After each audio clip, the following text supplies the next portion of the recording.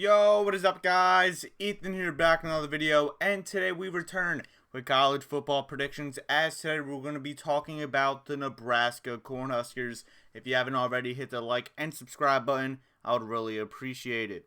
Before I hop into this video, there's some little kids playing baseball in front of my house, so if you hear any kids yelling, it's probably them. Let's just get out of that conversation. And this Nebraska team, I am very high on entering this upcoming season. Since they've hired Scott Frost from UCF, this whole entire program has been a massive disappointment. Last year they were close in so many games, yet they only went 3-9 last year, being one of the worst teams in the Big Ten last year. But this year, they got a brand new staff, they got tons of new transfers, and I'm very high on this Huskers team. Before I even hop into this depth chart, I want to emphasize on the two biggest pickups this team has gotten with their staff. The first guy is Mark Whipple. He was the offensive coordinator for Pittsburgh last year.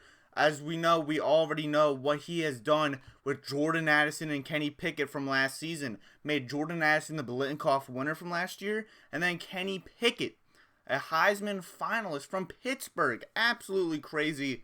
And he comes into Nebraska. This team is going to be great offensively. And then Mickey Joseph. He comes in from LSU. He may even have a more impact on the offensive side of the ball than Whipple.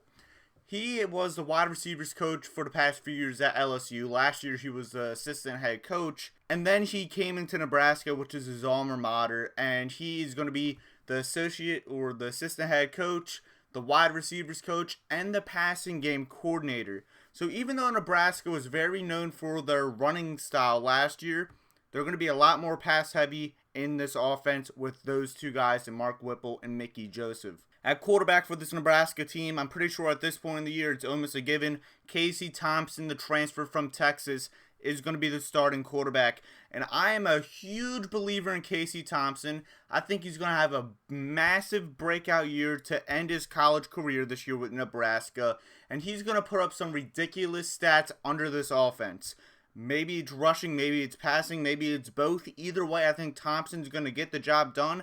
I believe in this staff, and he's going to be putting up some massive numbers.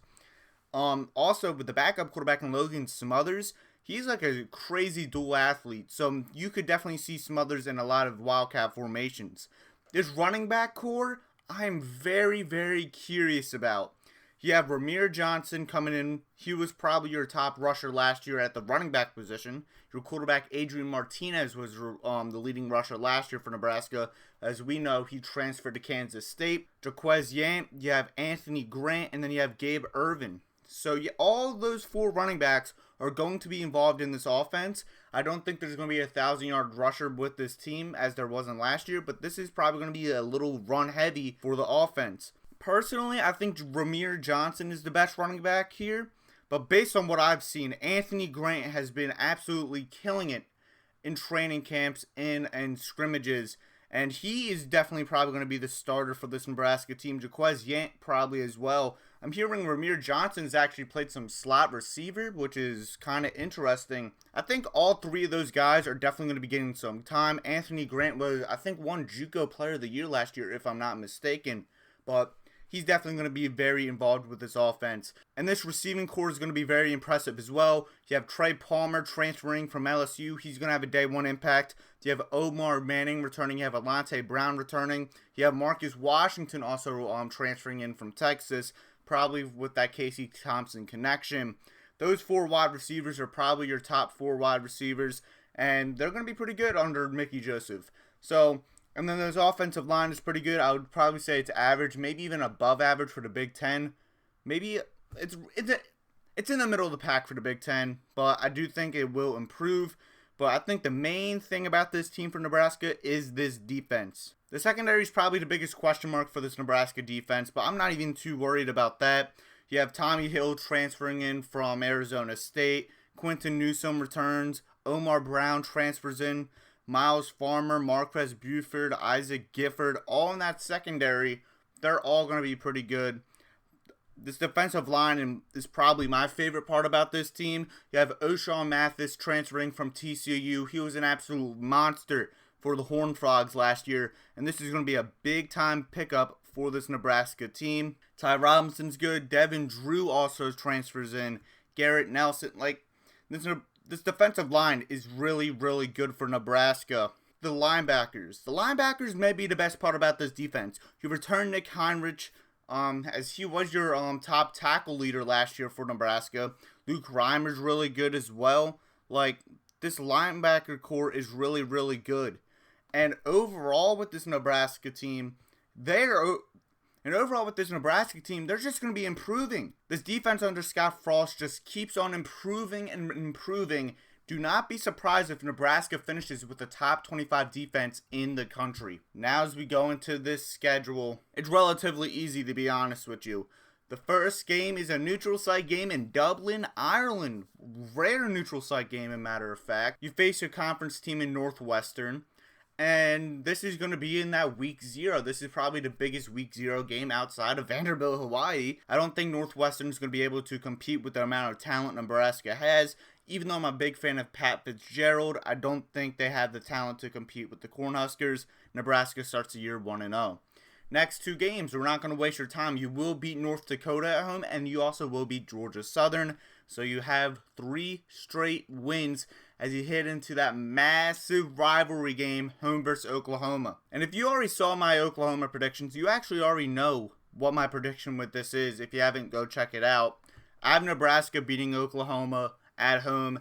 Last year, Oklahoma struggled at home versus Nebraska. They did end up pulling away, but I think this time it's in Lincoln. This Nebraska team is way improved. Oklahoma is going to be without Lincoln Riley, and I think at this point in the year, Oklahoma is just going to be starting to find their mojo, but it's not going to be enough. I would be surprised if this game is not... I would be surprised if a team wins this game by more than like 8-9 points, to be honest. I think this is going to be a close game throughout the game, and Nebraska will win this game. Then you head into one of your 2 bye weeks, since you had a week 0 game, and then you have homecoming versus Indiana. Indiana is probably going to be the worst Big Ten team this year, even though Tom Allen is a good head coach. Nebraska wins at home. Now, this 2-game stretch on the road, I had such a hard time figuring out. First game you're at Rutgers and second game you're at Purdue. I'm going to combine both of these predictions real quick. I have you winning at Rutgers and I have you losing at Purdue. But what I had before actually was I had a crazy upset in Rutgers defeating Nebraska at home. Massive win for Rutgers. I think Rutgers is going to really surprise people this upcoming year. Maybe not make a bowl game, but they are going to take a game or 2 in the conference play. And this is one of those Friday games. This is a game that Nebraska can stumble on easily. You just had an easy game versus Indiana. This is a Friday night game, and then you're probably looking at that Purdue game as a big-time game. But after just diving deep into this Nebraska team, I can't see a way Nebraska loses this game. Rutgers can easily pull off the upset, in my opinion. Do not be surprised if that happens. But I have Nebraska winning in Piscataway. And then you're at Purdue. I think you just lose one of these 2. And I think Purdue is the better team. I think the coaching is evenly matched, but I think this Purdue crowd's going to show up. And I think Purdue's going to be ready for this game. Purdue always seems to be ready for big-time games, and they always seem to win them. I have Purdue winning versus Nebraska. And that is surprisingly Nebraska's first loss of the year, as Nebraska starts off 6-0. They already made a bowl game, but they're going to be 6-1. Then you head into your second and last bye week, and then you host Illinois. And I think Illinois is getting a little too much hate. I think Illinois is going to be a tad better than people anticipate. They're going to be close in a lot of these games. This is at home. Nebraska is not going to lose this game at home. I have the Cornhuskers winning this one. And this 4-game stretch is definitely, by far, the hardest part of the schedule for Nebraska. First game, you host Minnesota. And in my opinion, based on talent and coaching, Minnesota may be the best Big Ten West team for this upcoming year. I'm a big fan of PJ Fleck. You probably already know that if you have been with this channel for a long time. But this is in Lincoln. This is a 50-50 game for like the 7th millionth time. This is one of those games where it's 50-50. I always lean towards the home team. Nebraska's the home team in this instance. I have Nebraska beating Minnesota at home. I will not be surprised if Minnesota goes and wins this game, but I think Nebraska will pull away. Next game, you're at Michigan. And not only do I think Michigan has the coaching advantage, I think they also have the talent advantage. And I think this is going to be a pivotal game on Michigan's schedule. I have Michigan winning this game at home. Next game, you host Wisconsin. And I think Wisconsin's getting a little overrated in my opinion. I like Braylon Allen a lot, but I do have some question marks with the remainder of that offense and a little bit of question marks on that defense. And since this game's in Lincoln, I'm going to have Nebraska winning this one. If this was in Madison, I would probably have Wisconsin winning, but this is in Lincoln. I think Nebraska is going to win this game relatively easily. In that final game, you're at Iowa, and I'm going to have Nebraska losing this game. I think at this point in the year, Iowa's just going to try to go on a winning streak. This is in Kinnick. Kinnick's always a hard place to play. This is that Friday game after Thanksgiving. And I think Iowa's defense is going to be able to stop this Nebraska offense. And even though Nebraska's defense is really good, I think Iowa will somehow find a way to score. And they're going to win a very, very, very close game. And I have Nebraska going 9-3 this upcoming season with losses at Purdue, at Michigan, and at Iowa. You will go undefeated at home in this scenario. I think the ceiling for this Nebraska team is 10-2. I think you will lose at Michigan 100%. And then if you do beat Iowa at home, you can have an upset loss at Rutgers. You can lose at home versus Oklahoma. Or you can even lose at home versus Minnesota, in my personal opinion. Maybe you slip up in Ireland versus Northwestern. Who knows? And the floor for this team, I have to say 5-7. Even though I think there's no way this team does worse than 6-6. Just knowing how Scott Frost can choke games, I have to say 5-7. This is a humongous boom or bust team in college football this year, but I'm definitely going to be going more towards the boom with this Nebraska team.